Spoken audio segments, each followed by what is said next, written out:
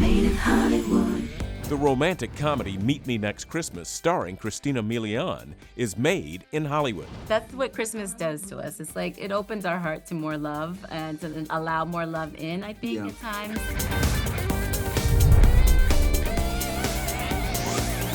Made in Hollywood. Also on today's show, Jimmy O. Yang tries to become the lead character of his own story in the crime drama Interior Chinatown. I felt like I've been a background actor in somebody's story, but at the same time, I was actually a background actor. Plus, Tyler Hynes returns for the comedy sequel Three Wiser Men and a Boy. The inspirational drama Out of My Mind features Rosemary DeWitt. And we also look at the cutthroat drama series Cruel Intentions, starring Sarah Catherine Hook and Zach Burgess. This week on Made in Hollywood.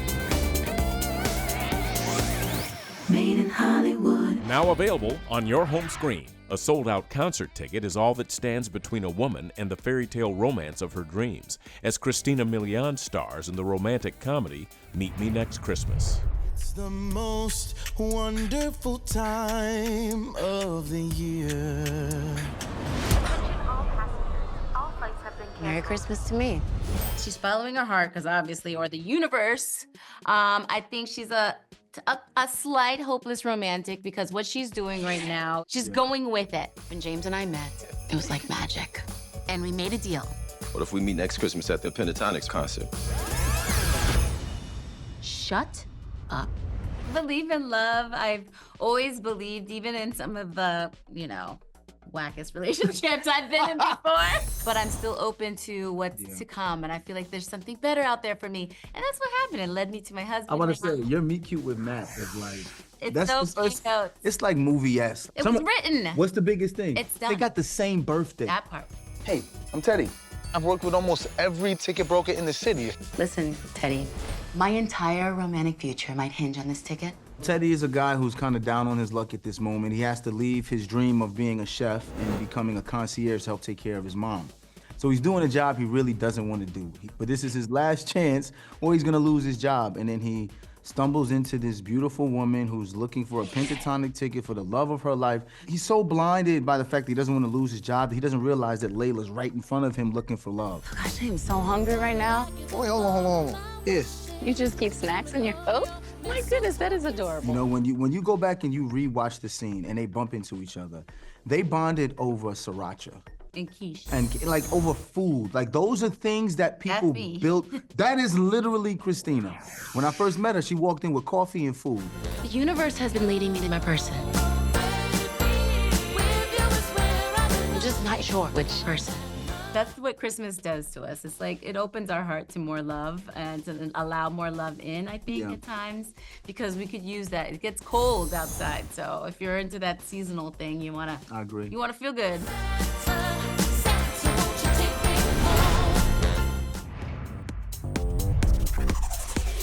Now available on your home screen.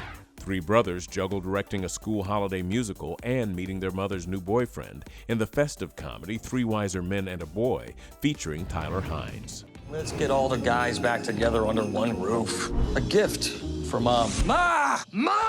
The reaction to these movies fuels us a lot, and seeing how it comes into people's lives and affects them in ways that seems to be different than other places or other kinds of content. This is a huge reason why we continue to work as hard as we do. And Christmas starts really when Hallmark starts airing these movies for me and our household. It never really did, until I started doing these movies. And it really, 100%. It doesn't start for you? I'm going home and I'm putting up my Christmas tree. The Christmas tree's already up. Yeah, it's going. This is about Thomas. When was the last time we had this much fun? There's things that impact people in different ways from different movies, and we're able to have fun with certain things in different movies, and I think it makes it more meaningful for these films to have an impact in different ways on different people, to see people go, oh, it's really nice to see a story about mental health, or to feel seen as a mom, and you can have these deeper sentimental themes, but also have the fun and the joy and all the Christmas that we've come to love from Hallmark movies. It's the time to shine. Little Thomas, yeah. I think, kiddo. He's extraordinary. And Mom. And Margaret. Margaret has this one speech, that I feel like we have to pay an admission to see her perform this speech in front of us. It was beautiful. Yeah. Yeah. Margaret Collin, I'm more than just a mom, but that's Kimberly Sested. That's Kimberly Sested's from her heart and her brain. That's her writing. That's all her. And it was beautiful. And Christmas was saved.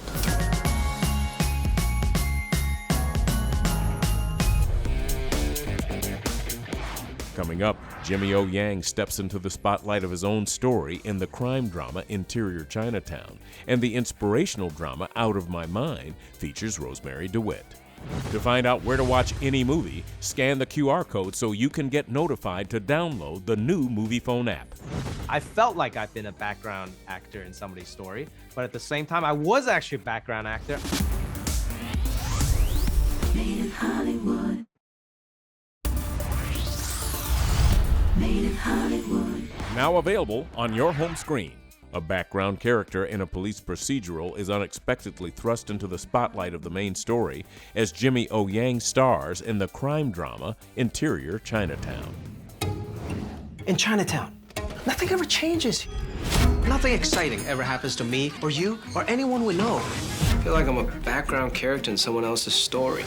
I felt like I've been a background actor in somebody's story, but at the same time, I was actually a background actor. I was a two-line actor. I was Chinese teenager #1 in the Chinatown, and then I was tech guy and whatnot. So it was very relatable. So this show, the narrative that Charlie's written, is it really takes this bold approach into what if the guy that you don't expect does become the hero? There's this special world that our main character Willis wants to be a part of, but he's on the outside looking in. And so what does it look like to have him kind of sneak into that world? Willis Wu. You know my name. I need your help. Why me? You know Chinatown better than I do. I need someone on the inside. It was like going to work and solving a jigsaw puzzle because we're working on a TV timeline and we're like, okay, this is the show and this is the show within the show and this is the show that's within the show that's within the show. We're pulling back, but we're actors playing very similar. So there was layers and layers of metaphors and satire. It was just cool to step into the world and have everybody know already kind of what the template was, because even if you've never seen Law and Order, it's in the air, it's in the water, you kind of know what's going on. Having the frame of the TV around this type of genre is I immediately understand that. I'm like, yeah. Let's go. Bag the body. Yeah. I had it a little bit easier, I think, because my character essentially just exists in one side of the worlds. So I had a much easier job creatively trying to keep it to one thing. If you want to be a part of this, why not be the hero? Guys like us don't become the hero. Then what are you training so hard for? In Chinatown, Kung Fu can break out any moment.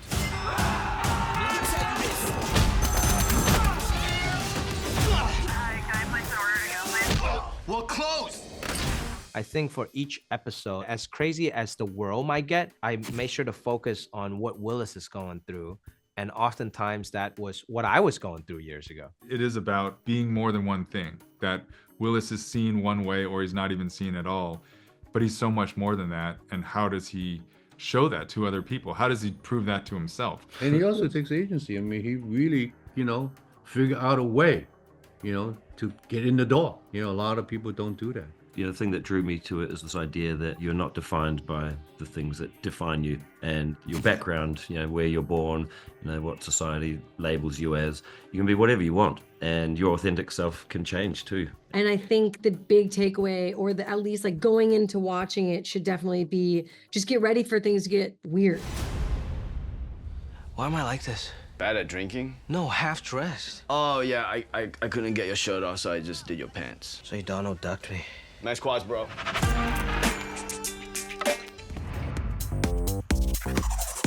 Now available on your home screen. A young educator helps unlock the potential of a nonverbal sixth grader with cerebral palsy in the inspirational drama Out of My Mind, featuring Rosemary DeWitt. Here's a list of things I'll never get used to. Butts in my face because people don't see me. Staircases, people who say hi but sound so sad. Obviously, this isn't my voice. I can't talk. And I can sound like whoever I want. So I picked Jennifer Aniston. I think the first thing was authenticity in casting and in telling a story that is about this one particular girl with this particular disability in this particular home in this family, right? Like being very specific about who, our Melody was. To be part of this film is really special to me. I relate to Melody so much in every single way. Hi. I am working on a program to integrate her into the regular classrooms. Dr. Catherine Way is the doctoral student who wants to incorporate all those kids who are being left behind in the special courses and incorporate them into their regular classes. She wants the opportunity for kids to be educated the same way as everybody else. Who's gonna turn the pages of her book? Who's gonna take her to the bathroom? I don't know, but it feels so right. Yes. Diane was so afraid of her daughter being hurt or judged that she was almost dimming her potential. It was kind of important for me to make sure that we didn't shy away from just how exhausted parents can be and how much their patience can be tested. Just to make sure that that was also part of the dynamic. 1,000 points. Who was the first European to discover America? Christopher Columbus. Melody? Leif Erikson. That's correct. The cover and the surprise of Mrs. V always to me was that there was this lonely woman who was in there who was really reaching out and understanding what it meant to be alone and to not always have friends. And so she really understands Melody in a way that maybe not everybody else understood her. Melody? Daddy, how are you today? I saw the audition. I really loved the description. I loved the script. And I was like, well, let me read the book. And I think the book was like, whoa, there's no way I can't be a part of this story. I wanted to be a part of telling this so that we could talk to the press about the actual things that we're talking about right now. Melody really fights for not only her parents, but the world to see her. And I think that's what we're hoping people see. It was so magical to get to watch it as it was happening. It was so cool seeing stuff from the book in the film. Is that a talking computer? Make it say something. Connor, he's nice. You like him. You want to kiss him. She's somebody who has hopes and dreams and anxieties and crushes and, you know, has all the things that any tween has. Sometimes I need a push, but I won't be pushed around. Hey, don't write yourself off. To find out where to watch any movie, scan the QR code so you can get notified to download the new Movie Phone app. Up next, Sarah Catherine Hook and Zach Burgess star in the cutthroat drama series, Cruel Intentions. The movies, both Cruel Intentions and Dangerous Liaisons, I feel like just honoring those tones, but then, you know, having our own fresh take on it. Made in Hollywood. Made in Hollywood. Now available on your home screen. Two ruthless step-siblings stop at nothing to keep themselves at the top of the social hierarchy of an elite university as Sarah Catherine Hook and Zach Burgess star in the drama series Cruel Intentions. Being one of us means holding the key to any door worth entering. It's about getting what we want. And trust me, I always get what I want. We obviously are big fans of the movies, play, all of the source material. So we obviously wanted to pay homage to all those great works. The movies, both Cruel Intentions and Dangerous Liaisons, I feel like just honoring those tones, but then, you know, having our own fresh take on it. It's nice to be able to like go in having creative freedom and liberties and being able to give your fresh take and look on it. Yeah. Yeah, no, I can't agree more. We find ourselves a little bit on the line this year because of the whole unfortunate hazing injury. It was fun and exciting to kind of figure out, you know, the differences between me and someone who has always had, you know, the country's eyes on them. Annie Grover is the key. You know what they're not gonna do? Kick the vice president's daughter's sorority off campus.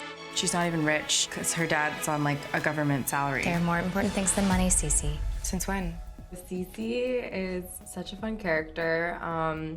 She's second in command to Caroline at the sorority, Delta Phi, and she's definitely an odd one. We would describe her as a scattered genius. She has so much depth and so much inner conflict, and I think we all relate to her in such a different way than we did to Cecile in the movie, and that she really is a different character. Phoebe and Sarah just wrote her as like such a deep character with so many layers, and I had a blast playing her. I need you to convince her in the way only you can. What's in it for me? What you've always wanted. Me. Then I guess now's the fun part. What's great about the show, I believe, is that you don't have to have seen the movie or the play or read the book even to enjoy the show. It stands on its own as just good, naughty entertainment. But if you did see Cruel Intentions in the 90s, you're going to see little Easter eggs here and there. We have like the car, we have the cross necklace, we have Sean Patrick Thomas. Yes. Like we have so many wonderful nods. I mean, even like the music throughout it, like that is a nod to Dangerous Liaisons, I would say. This is the show where Gen Z, millennials, and boomers are all gonna Shake hands. This is the one. This is the intersection. Yeah. One big hug, one big generational hug. I feel like a lot of us in the world have felt like outsiders. So I think people really relate to that. Yeah. I'm a professor. We need to keep things professional. You do what you have to do. Sabotage is encouraged. Resourcefulness counts. I think the biggest thing that stood out to me is just the sense of humor that we had in the first one. It's really just kind of channeled into the second one in a way that is very unique and very naughty, and something that, you know, if you saw the first one and enjoyed that very unique sense of humor, it jumps out at you with this one. Seeing how people react specifically to the end of the season and how we sort of take things in a maybe unexpected direction. You know that there are no lines between us two, brother. That's what makes it so fun.